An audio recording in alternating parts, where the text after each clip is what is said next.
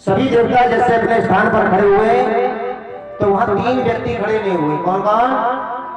ब्रह्मा, विष्णु और महेश, तीनों व्यक्ति खड़े नहीं हुए। उधर 10 प्रजापति ने भोले बाबा का विवाह कर दिया था अपनी पुत्री से।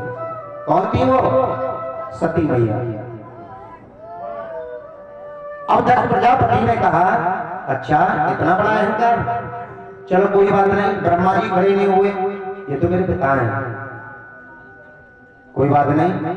लेकिन विष्णु जी खड़े नहीं हुए, कोई बात नहीं, ये मेरे दादा हैं। लेकिन इस पाखंडी को इतना अहंकार, मैंने अपनी बेटी दी है। बेटी देने का मतलब है बेटा। दामाद बेटा समान होते हैं, बेटा नहीं होते लेकिन बेटा समान होते हैं। कुछ वक्त बेटा मानने लग जाते हैं, ये भी गलत है। बेटा के समान होते हैं दामाद, बेटा नहीं होते हैं। जो काम बेटा कर सकते हैं वो कभी दामाद नहीं कर सकते। गालियां देने लगे 10 प्रजापति। अरे तेरा कोई घर नहीं, कोई तेरा स्थान नहीं, मैं तुझे श्राप देता हूं, जीवन में सबके घर होंगे लेकिन तेरा कोई घर नहीं होगा।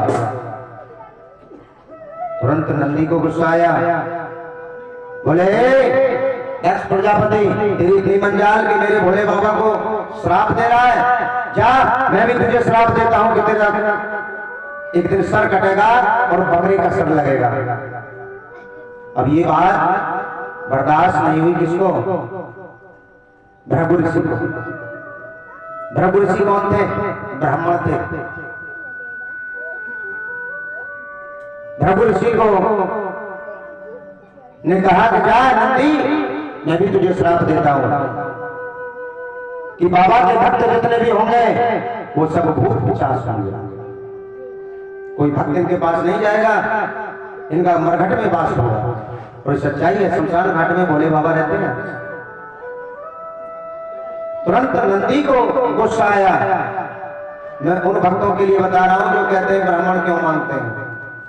कथा बड़ी विचित्र है। नंदी ने कहा जाओ भृगु ऋषि, हम तुम्हें श्राप देते हैं कि तुम जितने भी ब्राह्मण हो सब भिक्षुक हो जाओ, भीख मांग मांग करके तुम्हारा गुजारा होगा, तुम पर कोई जमीन संपत्ति नहीं होगी, तुम्हारी कोई बिजनेस नहीं चलेगी, जाओ हम तुम्हें श्राप देते हैं। आज उसी श्राप को लेकर के सभी आ गए और एक दिन मां सती जी कहने लगी कि प्रभु मैं ये क्या देख रही हूं कि आकाश में विमान को उड़ते जा रहे हैं कि भोलेनाथ मुझे कृपा करके बताइए। भोले बाबा समाधि में लीन हो गए और जैसे ही इंद्रदेव आए तो इंद्रदेव ने कहा कि मां तुम्हें नहीं पता? नहीं मुझे नहीं पता भैया। क्या हो रहा है? आज तुम्हारे पिता जो दक्ष प्रजापति उनके यहाँ एक यज्ञ हो रहा है और उस यज्ञ में सभी जा रहे हैं, सबको निमंत्रण है। अब सती मैया ने सोचा कि हमारे भोलेनाथ को निमंत्रण क्यों नहीं आया। सती मैया को क्रोध आया। देखिए एक अपने पति की इज्जत ससुराल में बेटी के हाथ में होती है। बेटी को क्रोध आया और कहा कि हमारे पिताजी की इतनी मजाल कि हमारे पतिदेव को निमंत्रण नहीं भेजा।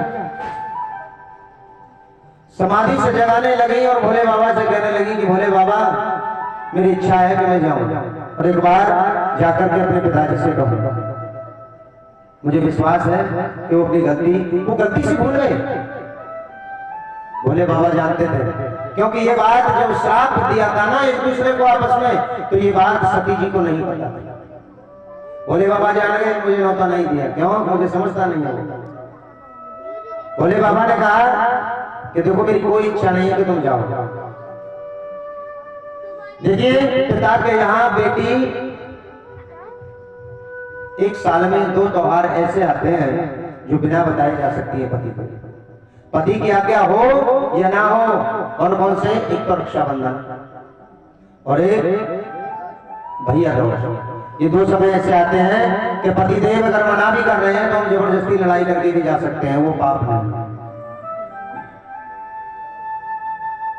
सती मैया जिद करने लगी तो भोले बाबा ने कहा नंदी से कि जाओ तुम इसके साथ जाओ।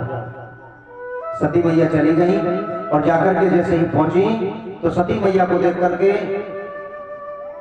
10 की 27 कन्या और थी जो ये मूल नक्षत्र में है, रोहिणी, अग्निशा, मघा, ज्येष्ठा, अश्विनी, 27 कन्याएं जो चंद्रमा को ब्याही गई थी। सभी देख करके मुंह बिगाड़ने लगी। सती जी ने कहा आज मुझे देख करके इसे मुंह क्यों बिगाड़ रही है। जैसे ही दक्ष प्रजापति ने देखा, अरे तू किसने बुलाई, यहाँ कैसे आ गई, यहाँ क्या है तेरा, और उस पाखंडी ने तुझे भेज दिया जो शमशान घाट में रहता है, तन पर कपड़े नहीं है, रहने के लिए घर नहीं है, खाने के लिए भोजन नहीं है। और जैसे ही अपमान हुआ सती जी को ये बात सहन नहीं हुई। सती जी ने कहा कि पिताजी मैं तुम्हारे हाथ जोड़ती हूँ, इससे आगे अपमान मत करो। जब गंदी गंदी गालियां देने लगे दक्ष प्रजापति तो सती जी पर अपमान सहन नहीं हुआ और वो हवन कुंड में कूद गई, अपने शरीर का देह त्याग कर दिया सती मैया ने। और ये बात जैसे ही नंदी ने देखी, नंदी रोते हुए दौड़े दौड़े भोले बाबा के पास आए कि बाबा अपराध हो गया। बाबा की समाधि बोली क्या हो गया, सती मैया देह त्याग हो गई, हवन कुंड में कूद गई। दक्ष ने बहुत अपमान किया मैया का, आपको गालियां दे रहे थे, ये बात न सहन करके वो अग्नि में समाधि।